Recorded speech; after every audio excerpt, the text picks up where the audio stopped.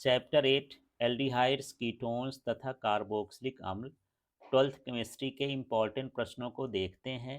सबसे पहले एक अंक वाले प्रश्नों को देखते हैं।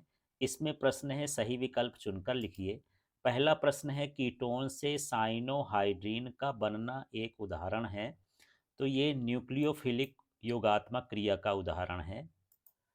दूसरा प्रश्न है निम्नलिखित में से कौन सा एल्डिहाइड सांद्र क्षार विलयन के साथ कैनिजारो अभिक्रिया देता है। तो ये बेंजल्डिहाइड देता है। फिर प्रश्न है क्षारीय माध्यम में एसिटल्डिहाइड जो अभिक्रिया करता है वह है। तो उस अभिक्रिया का नाम है एल्डोल संघनन। फिर है अम्ल की प्रबलता का सही क्रम है। तो इसमें जो है एस्टिक अम्ल के साथ साथ क्लोरो एस्टिक अम्ल भी हैं। तो जितनी क्लोरीन की मात्रा बढ़ती जाती हो अम्लता को बढ़ाता है। तो यहाँ पर देखें इसमें क्लोरीन के 2 अणु हैं, इसमें 1 अणु है, इसमें है ही नहीं। तो ये ज़्यादा अम्लीय होगा, उससे कम ये अम्लीय होगा, सबसे कम, इस तरह से ये अम्लीयता का क्रम है। फिर प्रश्न है वह अभिकर्मक यौगिक जो एसिटल्डिहाइड तथा एसीटोन दोनों से आसानी से अभिक्रिया करता है। तो ये होता है ग्रिग्नार्ड अभिकर्मक जो एल्डिहाइड और एसीटोन से कीटोन से दोनों से क्रिया करता है। फिर है एल्डिहाइड तथा कीटोन का विभेद किस अभिकर्मक द्वारा किया जाता है। तो हम दोनों का अंतर जो है फेहलिंग विलयन के द्वारा करते हैं। फिर प्रश्न है टॉलिन अभिकर्मक है। तो ये अमोनिया में सिल्वर नाइट्रेट का सॉल्यूशन होता है टॉलिन अभिकर्मक। अब यहाँ अगला प्रश्न है रिक्त स्थानों की पूर्ति कीजिए। पहला प्रश्न है पोटेशियम एसीटेट के विद्युत अपघटन से खाली स्थान प्राप्त होता है। तो यहाँ एथेन प्राप्त होता है। फिर दूसरा है जिंक अमलगम और सांद्र हाइड्रोक्लोरिक अम्ल का मिश्रण खाली स्थान कहलाता है। इसे क्लीमेंसन अपचयन कहते हैं। इसके बाद है बेंजल्डिहाइड को खाली स्थान भी कहा जाता है। तो कड़वे बादाम का तेल कहा जाता है। फिर फार्मिक अम्ल का 40% जलीय विलयन खाली स्थान कहलाता है। तो ये फार्मेलिन कहलाता है। एल्डिहाइड फेहलिंग विलयन के साथ खाली स्थान अवक्षेप देता है, लाल अवक्षेप देता है। पैरा एल्डिहाइड का उपयोग खाली स्थान औषधि के रूप में किया जाता है। तो ये निद्राकारी औषधि के रूप में किया जाता है। फिर प्रश्न है क्रोमिल क्लोराइड द्वारा टाल्यून का बेंजल्डिहाइड में ऑक्सीकरण खाली स्थान अभिक्रिया कहलाता है। तो इसको इटार्ड अभिक्रिया कहते हैं। फिर है अम्ल क्लोराइड का पैलेडियम बेरियम सल्फेट द्वारा अपचयन करने पर खाली स्थान यौगिक बनता है। तो एल्डिहाइड बनता है। अल्फा हाइड्रोजन युक्त एल्डिहाइड की तनु NOH के साथ क्रिया से एल्डोल बनता है। कैल्शियम एसीटेट के शुष्क आसवन से एसीटोन प्राप्त होता है। अब उचित संबंध जोड़िए या सही जोड़ी बनाइए। तो चलिए इसमें देखते हैं। सबसे पहले टॉलिन अभिकर्मक। तो जो टॉलिन अभिकर्मक होता है वो अमोनिया में सिल्वर नाइट्रेट होता है AgNO3। फिर ZnHgHCl।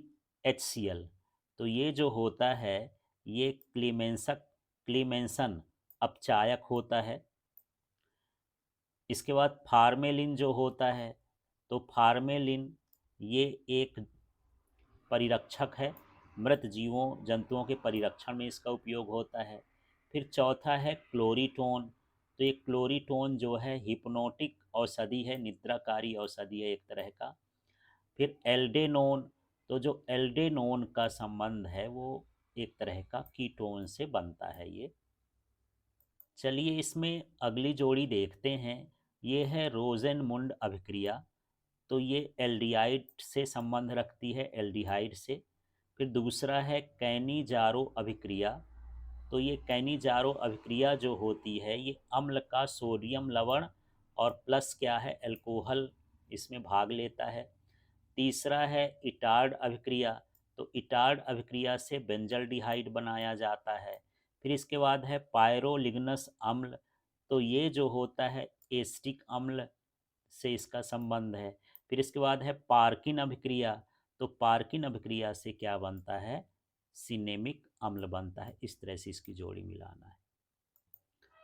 अब प्रश्न है यहाँ, एक शब्द अथवा एक वाक्य में उत्तर दीजिए। तो प्रश्न है, ग्लेशियल एसिटिक अम्ल का आईयूपीएसी नाम लिखिए। तो इसको हम बोलते हैं एथेनॉइक अम्ल। फिर दूसरा है, सोडियम पोटेशियम टार्टरेट से संकुलित क्षारीय कॉपर सल्फेट का विलयन कहलाता है, ये फेहलिंग विलयन कहलाता है। फिर कार्बोक्सिलिक अम्ल चक्रीय द्विलक के रूप में क्यों होते हैं, तो उसमें अंतरा आणविक हाइड्रोजन बंध बन जाते हैं, जिसके कारण वो संगुणित होकर के द्विअणु के रूप में होते हैं। फिर यहाँ है, बेंजल्डिहाइड में केसियन मिलाकर संघनन की क्रिया का नाम क्या है, तो उसको हम बोलते हैं बेंजोइन संघनन। फिर इसके बाद, फार्मिक अम्ल के निर्जलीकरण से कौन सी गैस प्राप्त होती है, तो ये कार्बन मोनोऑक्साइड प्राप्त होती है। अब यहाँ 2 अंकों के प्रश्नों को समझ लेते हैं। चैप्टर 8 ही है, एल्डिहाइड्स, कीटोन्स तथा कार्बोक्सिलिक अम्ल, और ये 12th केमिस्ट्री के ही प्रश्न है। तो चलिए, इसमें पहला प्रश्न है, फार्मिक अम्ल को गर्म करने पर क्या होता है। तो आप ये अभिक्रिया देख लीजिए, उसी से इसके शब्द बनाना है। ये HCOOH ये फार्मिक अम्ल है। ये 160 डिग्री सेल्सियस और StSO4 की उपस्थिति में गर्म कर रहे हैं। तो यहाँ पर ये कार्बन मोनोऑक्साइड और H2O प्राप्त होता है। तो यही चीज़ शब्दों में लिखना है। फिर अगला प्रश्न है, कीटोन एल्डिहाइड से कम क्रियाशील होते हैं, क्यों। कीटोन की एल्डिहाइड की तुलना में कम क्रियाशीलता उसमें उपस्थित 2 एल्किल समूहों द्वारा उत्पन्न धनात्मक प्रेरणिक प्रभाव के कारण होती है, जो कार्बोनिल कार्बन के धन आवेश में कमी कर देता है। फलतः इसकी नाभिक स्नेही अभिकर्मक के प्रति सुग्राहिता घट जाती है। एल्डिहाइड में केवल एक एल्किल समूह होता है, अतः यह कीटोन की अपेक्षा अधिक क्रियाशील होता है। इसके नीचे इसकी संरचना बना करके भी आप बता सकते हैं। ये कीटोन की संरचना है। तो कीटोन में 2 एल्किल समूह होते हैं, जो एक कार्बोनिल समूह पर धनात्मक प्रेरणिक प्रभाव देते हैं, जिसके कारण ये कम क्रियाशील हो जाता है। इसमें एक ही एल्किल समूह, केवल एक ही आर जुड़ा है, इधर तो नहीं जुड़ा है, एच है ये। तो ये जो आर जुड़ता है, इसका जो है ये कम प्रेरणिक प्रभाव डालता है, इसलिए अधिक क्रियाशील होता है। अगला प्रश्न है, बेंजल्डिहाइड एसीटल्डिहाइड से कम क्रियाशील होता है, क्यों। तो बेंजल्डिहाइड में CHO समूह के बेंजीन चक्र में साथ में अनुनाद द्वारा स्थायी हो जाता है, जबकि एसिटल्डिहाइड में अनुनाद नहीं पाया जाता है। तो बेंजल्डिहाइड एरोमेटिक होता है, एल्डिहाइड एलिफेटिक होता है। तो यही कारण है, बेंजल्डिहाइड का मतलब यही है कि ये बेंजीन रिंग में ये है। इस तरह से आप बना सकते हैं। चाहें तो इसकी अनुनादी संरचना भी बना सकते हैं। ये जो CHO बन गया, ये कहलाया क्या, बेंजल्डिहाइड। इसमें अनुनाद पाया जाता है, इसलिए कम क्रियाशील होता है। और दूसरी तरफ एसिटल्डिहाइड जो है, ये इस तरह से होता है, CH3, और ये CHO, ये एसिटल्डिहाइड होता है। इसमें अनुनाद नहीं पाया जाता, इसलिए अधिक क्रियाशील होता है। फिर चलिए इस प्रश्न को देखते हैं। टॉलेन अभिक्रिया पर संक्षिप्त टिप्पणी लिखिए, अथवा टॉलेन अभिकर्मक क्या है, इसकी एसिटल्डिहाइड के साथ अभिक्रिया लिखिए। तो चलिए, सबसे पहले हम टॉलेन अभिकर्मक को समझते हैं, है क्या ये। तो अमोनिया मैल सिल्वर नाइट्रेट का विलयन टॉलेन अभिकर्मक कहलाता है। जब टॉलेन अभिकर्मक को एल्डिहाइड के साथ गर्म किया जाता है, तो एल्डिहाइड Ag प्लस आयन को Ag में अपचयित कर देता है, सिल्वर आयन को सिल्वर ठोस में बदल देता है, और परख नली की दीवार पर चमकदार रजत दर्पण बनता है। तो यहाँ पर देखिए, ये एक एल्डिहाइड हो गया, और ये जो हो गया, ये अमोनिया में सिल्वर नाइट्रेट से बना ये क्या कहना चाहिए, आयन है। और यहाँ OH है। जब ये क्रिया करता है तो इस तरह से यहाँ पर बनता है, और यही रजत दर्पण, ये जो चिपकता है उसमें कांच में, इसी को हम रजत दर्पण बोलते हैं। तो इसकी अभिक्रिया आपको याद करना होगा। इससे हम परीक्षण भी करते हैं, क्योंकि यह कीटोन का परीक्षण नहीं देता, ये कीटोन और एल्डिहाइड में भेद बता सकता है। फिर यहाँ अगला प्रश्न है, फेहलिंग अभिक्रिया को समीकरण सहित समझाइए। तो सोडियम पोटेशियम टार्टरेट से संकुलित क्षारीय CSO4 का विलयन फेहलिंग विलयन कहलाता है। जब एल्डिहाइड को फेलिंग विलयन के साथ गर्म करते हैं तो एल्डिहाइड का ऑक्सीकरण हो जाता है तथा क्यूप्रस ऑक्साइड का लाल अवक्षेप होता है। यह फेलिंग परीक्षण कहलाता है। तो यहाँ पर देख लीजिए, ये एल्डिहाइड है और ये जो है इससे फेलिंग का जो सॉल्यूशन होता है उससे हमको ये प्राप्त होता है। तो इसी तरह से कॉपर ऑक्साइड का हमको क्या मिलता है, लाल अवक्षेप प्राप्त होता है। कीटोन यह परीक्षण नहीं देता फेलिंग का। फिर प्रश्न है, कीटोन का क्वथनांक संगत समअवयवी एल्डिहाइड की अपेक्षा कुछ अधिक क्यों होता है? तो कीटोन अपने संगत समयावी एल्डिहाइड की तुलना में अधिक ध्रुवीय होते हैं, क्योंकि कीटोन में जो कार्बोनिल समूह के पास दो इलेक्ट्रॉन प्रतिकर्षी एल्किल समूह उपस्थित होते हैं, अतः कीटोन में द्विध्रुव आकर्षण बल एल्डिहाइड की अपेक्षा अधिक होता है। यही कारण है कि कीटोन का क्वथनांक संगत समयावी एल्डिहाइड की तुलना में अधिक होता है। इसके नीचे आप कीटोन की संरचना बना सकते हैं कि यहाँ पर दो आर लिख देंगे, ये एल्किल समूह है, ये इस तरह से, और यहाँ पर ये इसका ये कीटोन की संरचना है जो इसको अधिक ध्रुवी बनाता है। दो एल्किल समूह होने के कारण ये अधिक ध्रुवी हो जाता है। इसी तरह से यहाँ पर जो एल्डिहाइड होता है इसमें दो बंध तो होते हैं, लेकिन एक के साथ आर जुड़ता है, दूसरे के साथ एच जुड़ता है। इसमें एक ही एल्किल समूह होता है तो कम ध्रुवी होता है। तो यहाँ पर कीटोन अधिक ध्रुवी है, जिसके कारण इसका गलनांक क्वथनांक क्या होता है, उच्च होता है। फिर प्रश्न है, स्टीफेन अभिक्रिया और बेंजाइन संघनन के समीकरण लिखिए। तो यहाँ पर स्टीफेन अभिक्रिया को समझते हैं। एल्किल साइनाइड को SnCl2 व HCl द्वारा अपचयन करने पर संगत एल्डिहाइड प्राप्त होता है। यह स्टीफन अभिक्रिया कहलाती है और इसको आप समीकरण भर याद करिए। तो ये RCN कहला गया, इसको हम एल्किल साइनाइड पढ़ते हैं। SnCl2 और HCl इससे जब क्रिया होती है तो यहाँ पर जो होता है ये संगत एल्डिहाइड प्राप्त होते हैं, RCHO बनता है इस तरह से। तो आपको रिएक्शन ध्यान रखना है, रिएक्शन ही मेन याद करना है, शब्द तो आप बना लेंगे इसी के अनुसार। फिर प्रश्न है, सिरका किसे कहते हैं, इसके दो उपयोग लिखिए। तो एस्टिक एसिड का 6 से 10% जलीय विलयन सिरका कहलाता है। इसका उपयोग अचार, चटनी, मुरब्बा के परिरक्षण में किया जाता है। बेसिक कापर एसीटेट बनाने में भी इसका उपयोग किया जाता है। फिर प्रश्न है, फार्मेलिन किसे कहते हैं, इसके दो उपयोग लिखिए। तो यहाँ पर फार्मेल्डिहाइड का 40% जलीय विलयन फार्मेलिन कहलाता है। तो चलिए इसको फिर से देख लेते हैं, फार्मेलिन क्या है। तो ये फार्मेल्डिहाइड का 40% जलीय विलयन फार्मेलिन कहलाता है। इसका उपयोग ये जो है रोगियों के कमरे धोने में, अर्थात ये एंटीसेप्टिक प्रतिरोधी के रूप में प्रयुक्त किया जाता है। मृत शरीरों के परिरक्षण में किया जाता है। ये जो शल्य चिकित्सा के औजार होते हैं उनकी साफ सफाई में किया जाता है। तो बहुत सारे उपयोग इसके लिख सकते हैं आप इसके अलावा भी।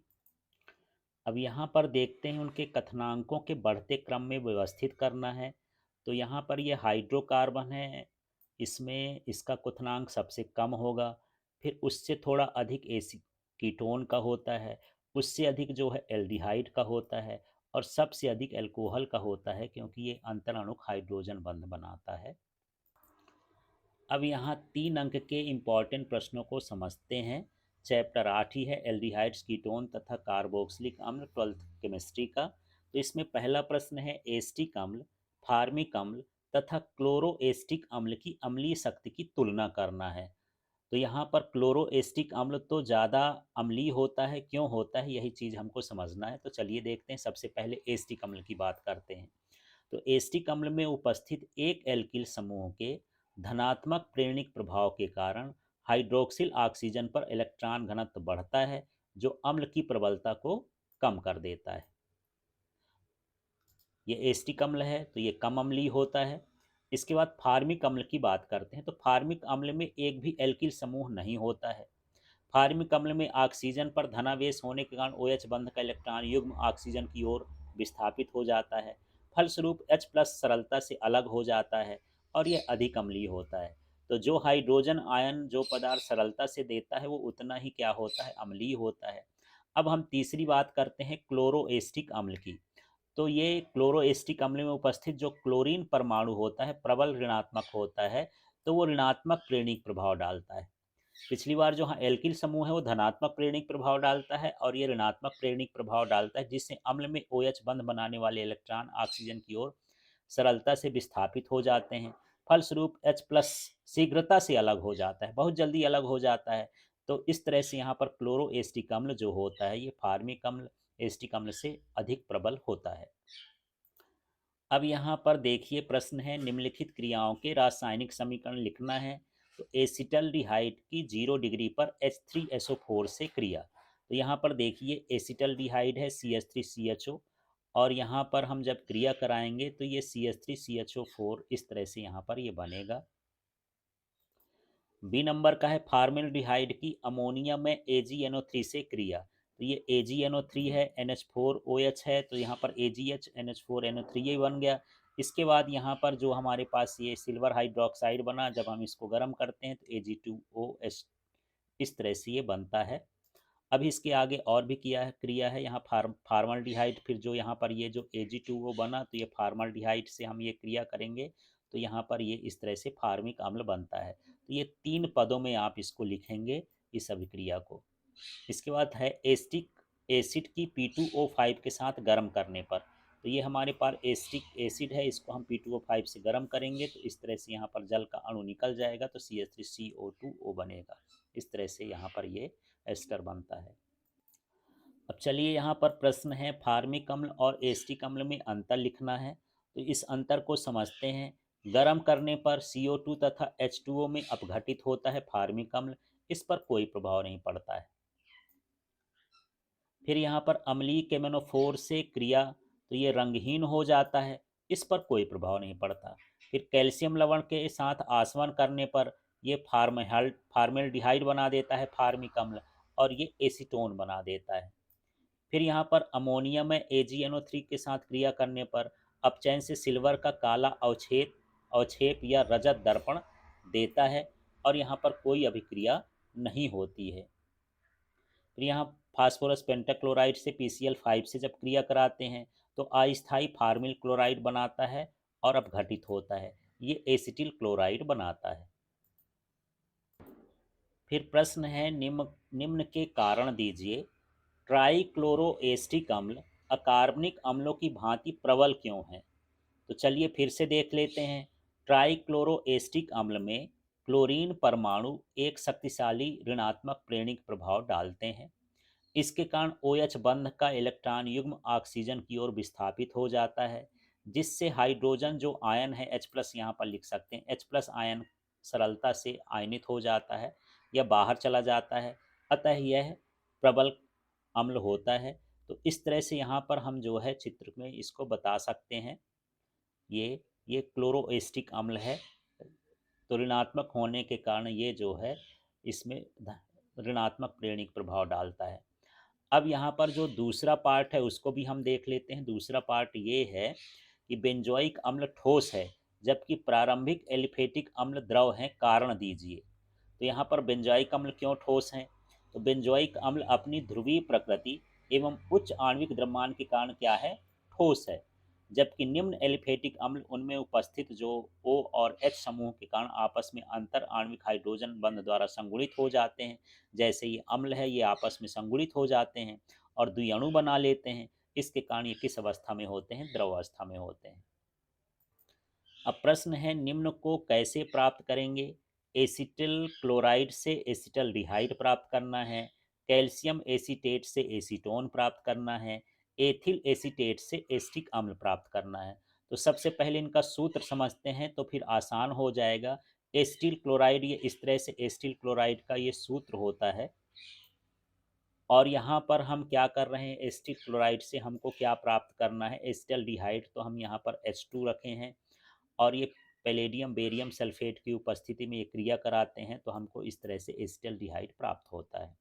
फिर कैल्शियम एसीटेट से एसीटोन प्राप्त करना है, तो कैल्शियम एसीटेट का ये फार्मूला होता है CH3COO और इसको जब हम गर्म कर देंगे तो हमको क्या मिल जाएगा? एसीटोन प्राप्त हो जाएगा।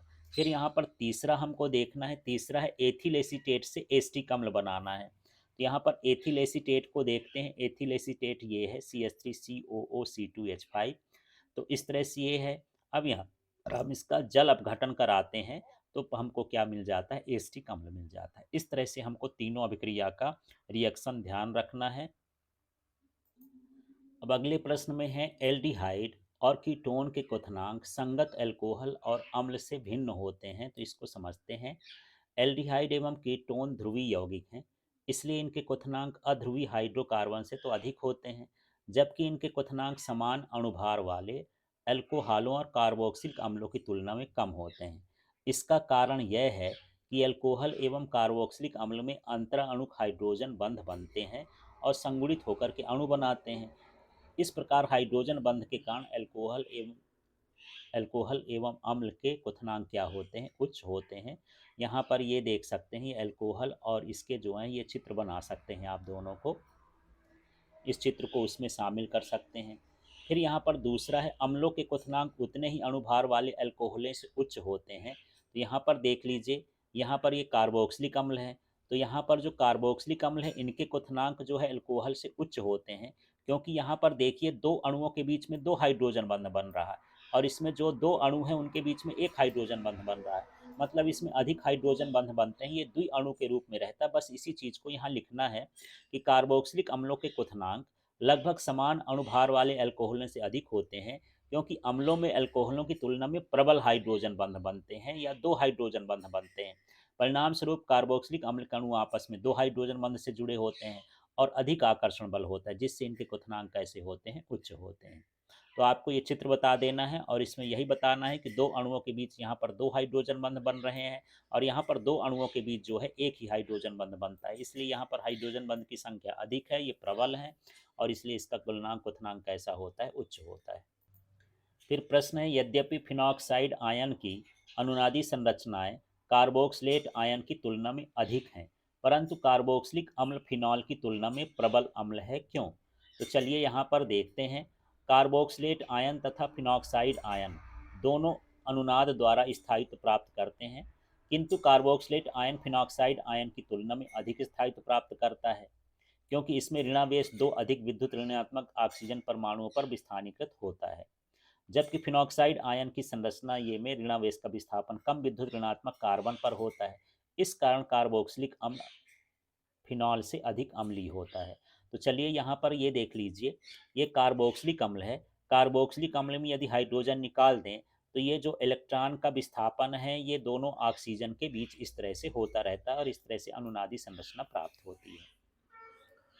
दूसरी तरफ यहाँ पर देख लेते हैं कि यहाँ पर जो इलेक्ट्रॉन का विस्थापन ये ऑक्सीजन में हो रहा है, तो ये आसानी से ग्रहण करता है, लेकिन इसमें जो इलेक्ट्रॉन का विस्थापन होता है वो यहाँ पर बेंजीन रिंग में जो कार्बन होता है उससे होता है, जिसके कारण यहाँ पर भी जो है अनुनाद की संरचना बनती है।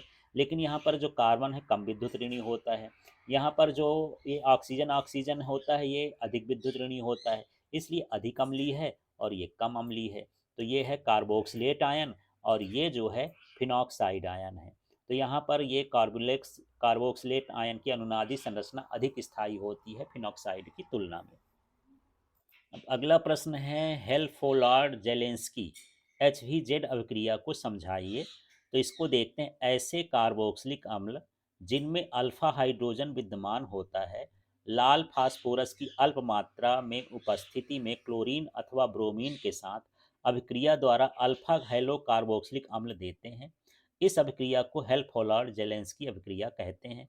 तो देखिए यहाँ पर जो है ये कार्बोक्सिलिक अम्ल है और इसमें अल्फा हाइड्रोजन विद्यमान है, मतलब एक एक्स्ट्रा कार्बन होता है, तो अल्फा बीटा इस तरह से करते हैं।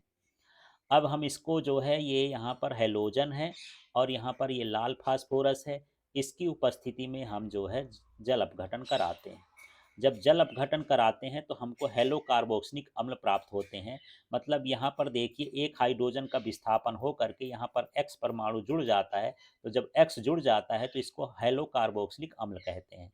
तो इसी क्रिया का नाम जो है हेल्फोलाल जेलेंस्की अभिक्रिया है। और यहाँ पर जो एक्स का मान है क्लोरीन हो सकता है, ब्रोमीन हो सकता है, और यहाँ पर अल्फा हेलो कार्बोक्सिलिक अम्ल इसका नाम है।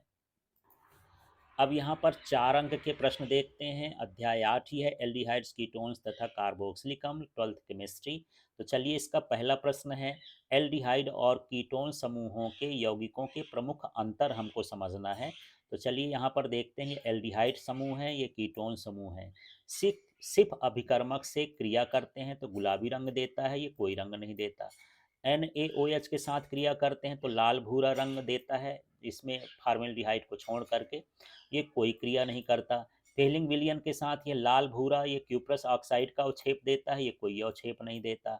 शुष्क HCl गैस की उपस्थिति में C2H5OH से जब हम क्रिया कराते हैं तो ये एस्टर यौगिक देता है, ये कीटल यौगिक देता है। टॉलिन अभिकर्मक से क्रिया कराते हैं तो यह रजत दर्पण देता है, ये रजत दर्पण नहीं देता है। फेलिंग विलियन के साथ क्रिया कराते हैं तो लाल अवक्षेप बनता है, ये क्रिया नहीं करता है। भौतिक अवस्था की बात करें तो इसका क्वथनांक जो होता है 21 डिग्री सेल्सियस होता है, इसका क्वथनांक जो है 56 डिग्री सेल्सियस होता है और रंगहीन होता है ये। फिर यहाँ पर पिपरीडीन सोडियम नाइट्रोप्रोसाइड से क्रिया कराते हैं तो नीला रंग होता है, इसमें कोई प्रभाव नहीं था। ठोस मेटा डाई नाइट्रोबेंजीन NOH के साथ जब हम क्रिया कराएंगे तो ये कोई क्रिया नहीं करेगा, इसमें बैगनी रंग आता है जो कुछ समय पश्चात लुप्त हो जाता है। फिर MgHgH2O के साथ जब हम क्रिया कराते हैं तो इससे कोई अभिक्रिया नहीं होती, ये पिनेकोल देते हैं। अपचयन पर ये प्राथमिक अल्कोहल देते हैं, ये द्वितीयक अल्कोहल देते हैं। क्लोरोफार्म के साथ ये कोई क्रिया नहीं देता, ये क्लोरीटोन देता है। तो इस तरह से ये 10-12 अंतर हैं, लेकिन यदि 4 नंबर का आएगा तो आप कोई 4 अंतर इसमें से लिख देंगे। चलिए अब प्रश्न है, निम्नलिखित अभिक्रियाओं को उदाहरण देकर समझाइए। इसमें है कैनिजारो अभिक्रिया, आइडोफार्म अभिक्रिया, गाटरमैन कोच भी लिख देते हैं, कॉक भी लिख देते हैं, रोजनमैन अभिक्रिया। तो चलिए यहाँ पर हम एक तरफ से देखते हैं। सबसे पहले कैनिजारो अभिक्रिया देखते हैं और आपको सभी अभिक्रियाओं में समीकरण याद करना है। तो देखिए कैनिजारो अभिक्रिया, एल्डिहाइड जिनमें अल्फा हाइड्रोजन परमाणु नहीं होते सांद्र क्षार की उपस्थिति में गर्म करने से स्व ऑक्सीकरण व अपचयन की अभिक्रियाएं प्रदर्शित करते हैं। इस अभिक्रिया में एल्डिहाइड का एक अणु अल्कोहल में अपचित होकर होता है, जबकि दूसरा अणु कार्बोक्सिलिक अम्ल के लवण में ऑक्सीकृत होता है। तो यहाँ पर देखिए फार्मेल्डिहाइड है, इसमें अल्फा हाइड्रोजन नहीं है, एक ही कार्बन के साथ ये सब जुड़ा हुआ है। तो इसके हम 2 अणु लेते हैं और सांद्र KOH की उपस्थिति में इसको गर्म करते हैं। तो यहाँ पर हमको मेथेनॉल प्राप्त होता है और मेथेनॉल के बाद ये जो है साथ में पोटेशियम फार्मेट भी देते हैं, या कार्बोक्सिलिक अम्ल के ये लवण प्राप्त हो गए। जैसे हम पोटेशियम से किए तो यहाँ पोटेशियम आ गया, तो यहाँ पर एल्कोहल भी प्राप्त होता है और कार्बोक्सिलिक अम्ल का लवण भी प्राप्त होता है। इस क्रिया को कैनिजारो अभिक्रिया कहते हैं। फिर यहाँ प्रश्न है हेलोफॉर्म या इसी को आयोडोफॉर्म अभिक्रिया को समझाना है। तो यहाँ देखिए एसिटल्डिहाइड को आयोडीन तथा क्षार के साथ अभिक्रिया कराने पर पीले रंग का आयोडोफार्म CHI3 का अवक्षेप आता है, इसे आयोडोफार्म परीक्षण कहते हैं। इसमें अभिक्रिया देखते हैं। तो ये जो हमारे पास है इसको देख लेते हैं। तो यहाँ पर एसिटल्डिहाइड या एसीटोन ही ले लिए हैं, 3I2NOH से क्रिया कराएंगे तो ये हमको आयोडोफार्म मिलेगा।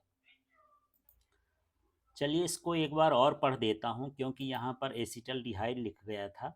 तो ये क्या है, एसीटोन को आयोडीन तथा क्षार के साथ अभिक्रिया कराने पर पीले रंग का आयोडोफॉर्म CHI3 का अवक्षेप आता है, इसे ही आयोडोफॉर्म परीक्षण कहते हैं। तो ये देखिए यहाँ पर ये जो है एसीटोन का सूत्र है, यहाँ पर हम I से NOH की उपस्थिति में क्रिया कराते हैं तो आयोडोफॉर्म बनता है।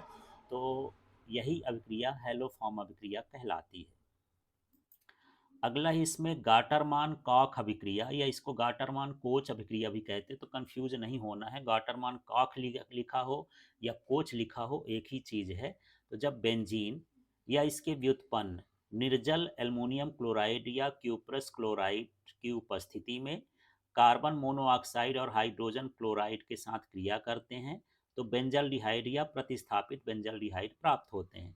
तो देख लीजिए ये बेंजीन है, ये एल्युमिनियम क्लोराइड या फिर यहाँ पर क्यूप्रस क्लोराइड, इनमें से कोई चीज़ ले सकते हैं। इनकी उपस्थिति में कार्बन मोनोऑक्साइड और HCl से अभिक्रिया करता है तो हमको क्या मिलता है, बेंजल्डिहाइड मिलता है।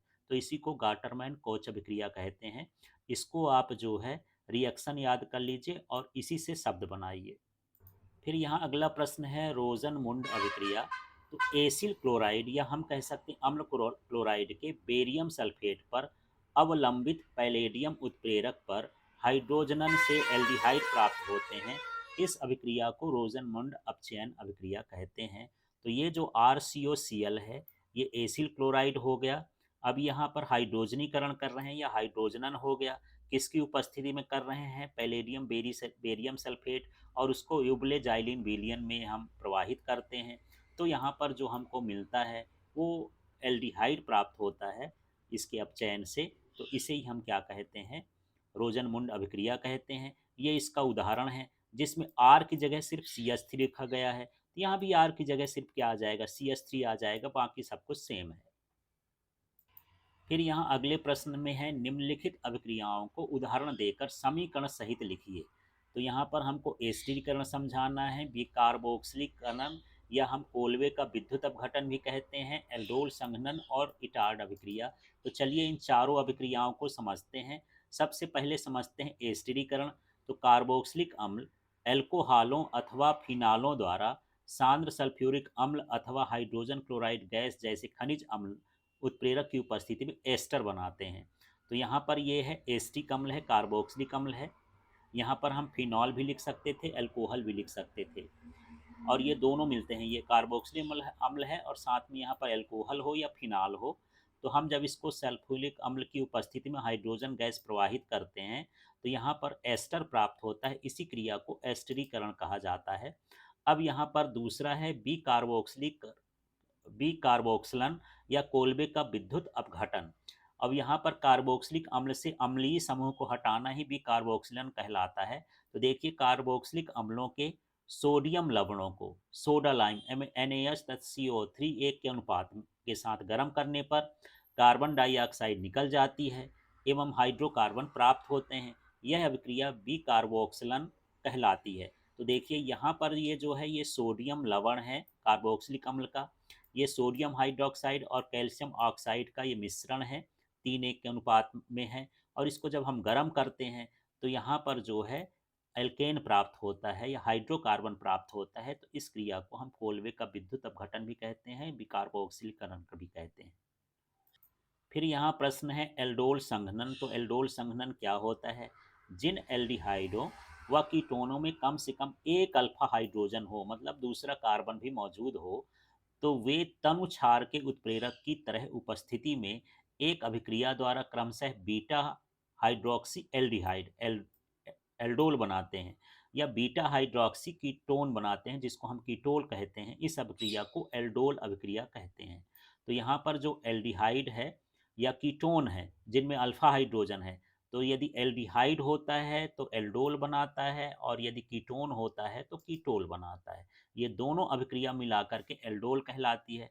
फिलहाल यहाँ पर हम एल्डिहाइड ले लिए हैं, ये जो है एथेनल है, एसिटल्डिहाइड है। अब इसको तनु NaOH की उपस्थिति में जब हम क्रिया कराएंगे तो ये हाइड्रोक्सी ब्यूटेनल एल्डोल यहाँ पर ये इस तरह से ये बन जाता है। इसके दो अणु आपस में मिलते हैं तो इस तरह से बनता है। फिर इसको हम गर्म कर देंगे तो यहाँ पर इस तरह से ये संघनित हो जाता है और छोटा हो जाता है, दो अणुओं में बदल जाता है। तो इसको एल्डोल संघनन का उत्पाद कहते हैं। इस तरह से आपको ये रिएक्शन याद करना है। फिर यहाँ प्रश्न है इटार्ड अभिक्रिया। तो क्रोमिल क्लोराइड CrO2Cl2 मेथिल समूह को एक क्रोमियम संकुल में ऑक्सीकृत कर देता है जो जल अपघटन द्वारा संगत बेंजल्डिहाइड बनाता है। तो यहाँ पर ये टॉलिन है। अब यहाँ पर ये जो है क्रोमिल क्लोराइड है और ये कार्बन डाइसल्फाइड है। जब ये आपस में क्रिया करते हैं तो एक क्रोमियम का इस तरह से संकुल बनता है और इस संकुल को यदि हम अपघटित कर दें, जल अपघटन कर दें, तब हमको क्या मिलता है, बेंजल्डिहाइड मिलता है। इस अभिक्रिया को हम इटार्ड अभिक्रिया कहते हैं। ये सारी अभिक्रियाएं NCERT से हैं और इसको अच्छे से याद कर लेना है, रिएक्शन भी आपको याद करना है। चलिए यहाँ पर अगला प्रश्न है। ये प्रश्न इतना बड़ा उसमें नहीं है कि इसको याद करें। एस्टिक अम्ल बनाने की शीघ्र सिरका विधि का सचित्र वर्णन करना है। चलिए समझते हैं। तो यहाँ पर एस्टिक अम्ल का वर्णन देख लेते हैं। शीघ्र सिरका विधि, इस विधि में एल्कोहल के तनु विलयन का ऑक्सीकरण वायु के द्वारा माइक्रोडर्मा एस्टी बैक्टीरिया की उपस्थिति में किया जाता है। तो हमको एस्टिक अम्ल या सिरका प्राप्त होता है। तो यहाँ पर देखिए ये जो है एल्कोहल है, एथिल एल्कोहल, और यहाँ पर ये ऑक्सीजन की कमी है, यहाँ पर लिख देंगे माइक्रोडर्मा एसिटी। तो इसकी उपस्थिति में हमको क्या मिलता है, एस्टिक अम्ल मिलता है। तो इसी को हम शीघ्र सिरका विधि कहते हैं। लेकिन ये विधि है क्या, तो इसमें देख लेते हैं। ये चित्र भी है, चित्र से समझते हैं। तो इस चित्र से ही शब्द को बना लेंगे। तो यहाँ सबसे पहले हम क्या करेंगे, एक बाल्टी नुमा पात्र ले लेंगे और उसके ऊपर जो है सछिद्र तख्ता रख देंगे और उसके ऊपर पुराने सिरके से भीगी हुई लकड़ी रख देंगे। फिर उसके ऊपर हम सछिद्र तख्ता रख देंगे और उसके ऊपर हम जो है तनु एल्कोहल का विलयन इसमें गिराते जाते हैं। इस पर जो है अमोनियम सल्फेट का कुछ मात्रा डाल देते हैं ताकि बैक्टीरिया के भोजन का काम हो सके। और इस तरह से यहाँ पर ये बार बार जो है ये निकलेगा। तो इसको फिर से ऊपर हम इस तरह से डाल देंगे तो इसकी सांद्रता में वृद्धि होती जाती है। तो इस तरह से आपको सीधा सीधा इसका वर्णन कर देना है। तो फिर से मैं रिपीट कर देता हूँ। इसमें एक बाल्टी नुमा पात्र होता है जिसके अंदर सछिद्र तख्ता लिया लगा होता है। फिर उसके ऊपर पुराने सिरके से भीगी हुई लकड़ी रखी होती है जिसमें अमोनियम सल्फेट डाला जाता है ताकि बैक्टीरिया को भोजन प्राप्त हो सके। उसके ऊपर जो है सछिद्र तख्ता लगा होता है। फिर उसके ऊपर से हम जो है 10% ये एथिल अल्कोहल का तनु विलयन डालते हैं और यहाँ पर इसका ऑक्सीकरण होता है जिससे एसिटिक अम्ल बनता है। इस अम्ल को पुनः ऊपर से इसी तरह से डालते रहते हैं जिससे इसकी सांद्रता क्या हो जाती है, बढ़ जाती है। तो आप चित्र देख करके इसका वर्णन आराम से कर सकते हैं। अब इसका उपयोग क्या है, तो इसका उपयोग है प्रयोगशाला में अभिकर्मक व विलायक के रूप में किया जाता है। सिरके के रूप में अचार चटनी आदि बनाने में किया जाता है। मेथिल एसीटेट, एथिल एसीटेट तथा अन्य एस्टर बनाने में भी इसका उपयोग किया जाता है। चलिए अब इस प्रश्न को समझते हैं। क्या होता है जब केवल हमको रासायनिक समीकरण लिखना है। एसिटिक अम्ल की एथिल अल्कोहल से क्रिया कराते हैं, एसिटिक अम्ल की अमोनिया से क्रिया कराते हैं, एसीटोन की क्लोरोफार्म से क्रिया कराते हैं, बेंजल्डिहाइड की एसिटिक एनहाइड्रेट से क्रिया कराते हैं। तो सबसे पहले देखते हैं एसिटिक अम्ल और एथिल अल्कोहल से क्रिया। तो एसिटिक अम्ल का सूत्र CH3COH हो गया। अब यहाँ एथिल है, तो जब कार्बोक्सिलिक अम्ल और ये बनते हैं तो एस्टर ही बनता है। तो इसमें कुछ नहीं है, यहाँ से सीधे सीधे आपको जो है H का और निकाल देना है, यहाँ से OH निकाल देना, दोनों को जोड़ देना, इस तरह से यहाँ पर एस्टर बन जाएगा। इसके बाद अगला है एसिटिक अम्ल की अमोनिया से क्रिया। तो यहाँ पर जो ये H होता है तो पहले तो ये माध्यमिक यौगिक बनाएगा, H इसमें आकर के जुड़ जाएगा, NH4 हो जाएगा। फिर इसको हम यदि गर्म कर देंगे तो गर्म करने पर इसमें जल का अणु निकलेगा, तो एक इसका H निकल जाएगा, दो H निकल जाएंगे, एक ऑक्सीजन निकल जाएगा। इस तरह से ये क्रिया होगी। H2 आपको निकाल देना है। इसके बाद यहाँ एसीटोन की क्लोरोफार्म से अभिक्रिया होती है। तो ये CH3CH3 C double bond O है, ये CHCl3 है। तो यहाँ पर जब क्लोरोफार्म की अभिक्रिया होती है तो यहाँ पर जो है ये H जो है O के साथ जुड़ेगा तो OH हो जाएगा और यहाँ पर जो है ये Cl3 नीचे ही आ जाएगा, CCl3। इस तरह से ये बनेगा, क्लोरीटोन बनता है। इसके बाद यहाँ पर अगला अभिक्रिया है बेंजल्डिहाइड की एसिटिक अनहाइड्राइड से क्रिया। तो यहाँ पर देख लेते हैं, ये बेंजल्डिहाइड है। आप इसको इस तरह से भी बना करके लिख सकते थे, ऐसा लिख करके इसके ऊपर CHO लिख सकते थे, लेकिन इस तरह में आसान रहेगा। अब यहाँ पर ये जो बना हुआ है ये एसिटिक अनहाइड्राइड है। अब यहाँ पर हम जो है ये एसिटिक जो है लवण से हम इसकी उपस्थिति में क्रिया करा देते हैं।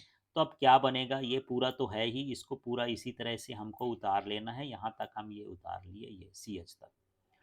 अब इसके बाद जो हमारा पास है यहाँ पर जो है ये COH वाला और ये वाला हिस्सा जो है यहाँ पर जुड़ेगा, ये COH इसमें जुड़ जाएगा, बाकी CH3COH इस तरह से निकलेगा, तो एक सिनेमिक अम्ल प्राप्त होता है। तो इस तरह से यहाँ पर ये रिएक्शन है। सारे क्वेश्चन इंपॉर्टेंट है, एक बार इसकी प्रैक्टिस जरूर करिएगा। Thank you.